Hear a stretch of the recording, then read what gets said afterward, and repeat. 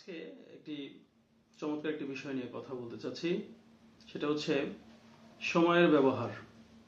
আমরা সবাই অনলাইনে খুব সময় ব্যয় করছি, অনলাইনে।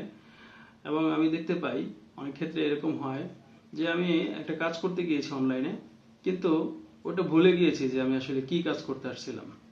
অনলাইনে ঢোকার পর আমরা দেখি আমি কোন কাজটা করতে আসছিলাম সেটাই হয় নাই। যেমন আমি ফেসবুকে একটা পোস্ট দিতে ঢুকলাম, তো ঢুকে আমি মনে করলাম যে এই পোস্টটা দিব, কিন্তু ঢোকার পরে এমন একটা ভিডিও বা এমন একটা ছবি বা এমন একটা কন্টেন্ট দেখলাম যে আমি ওটার মধ্যে ডুবে গেছি, অথবা আমি স্ক্রোলিং শুরু করলাম, স্ক্রোলিং চলতেছে, বাট আমি আমার কাজটাই ভুলে গিয়েছি। এভাবে অনলাইন আমাদেরকে ধোঁকা দিচ্ছে, আমাদের সময়কে নষ্ট করছে। এর জন্য আমি একটা কথা বলতে চাচ্ছি, সেটা হচ্ছে আমাদের সময়কে আমাদেরকে মূল্যায়ন করতে হবে। শুধু শুধু অনলাইনে সময় নষ্ট না করে সময়টাকে প্রোডাক্টিভ করার চেষ্টা করব আমরা। যেমন ধরেন আমি এখন অনলাইন ভিডিও করছি, ভিডিওগুলো আপনাদেরকে পোস্ট করছি।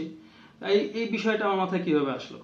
আমি এই ধরনের স্ক্রলিং করতে করতে করতে করতে যখন বোরিং হয়ে গেলাম, দেখলাম সবার কন্টেন্ট আমি দেখি, কারণ আমি একদিন ভাবলাম যে আমার কন্টেন্ট মানুষ দেখবে, সেই সুবাদে আমি আবার ভিডিও করা শুরু করলাম।